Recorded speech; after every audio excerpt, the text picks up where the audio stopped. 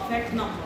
The numbers whose sum of the factors excluding itself, it is known as sum of the perfect number.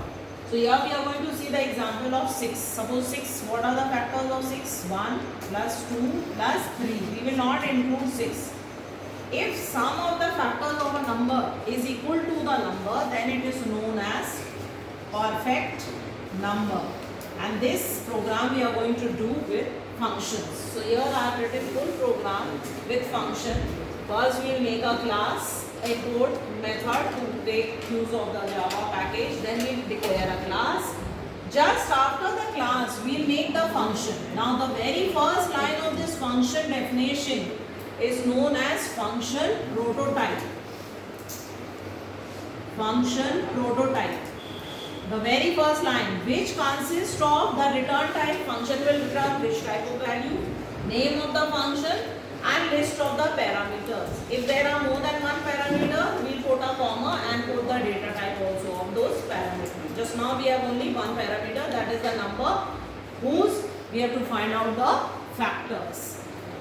Then after that, inside the function begins with the open curly bracket. We will declare the variables which we are using in this function. These are the local variables of this particular function. I have written 1 for storing the sum and I for loop variable. After this, we will execute a loop around 1 till less than n, not including n. We will not put equal to sign because we are not including n, I plus plus. Now we will divide that number with the value of I, and where the remainder is coming 0, that means it is a factor of that number. So we will find the sum of the factors. What we are doing? We are finding the sum of the factor and then we are returning sum of the factor to the main method.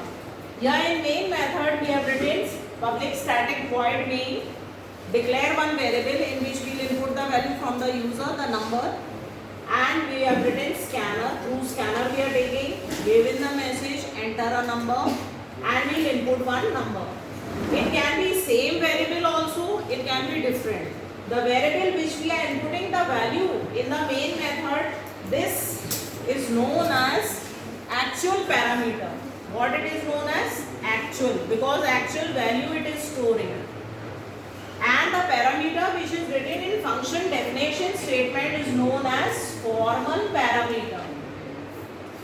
So there are two types of parameter. Which is written in function call statement is known as actual parameter. Which is written in function definition statement is known as formal parameter.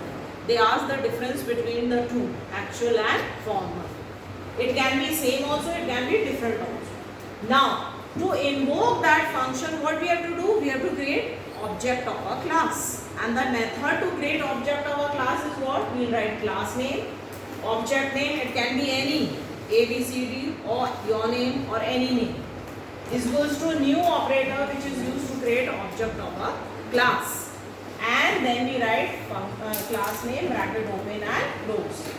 Now after creating the object, we have to invoke the function which we have created just after the class. So I have written int k, because when the compiler will see this line, how to invoke a method, we will write object name, dot operator, function name and the parameter which we are finding it is perfect or not.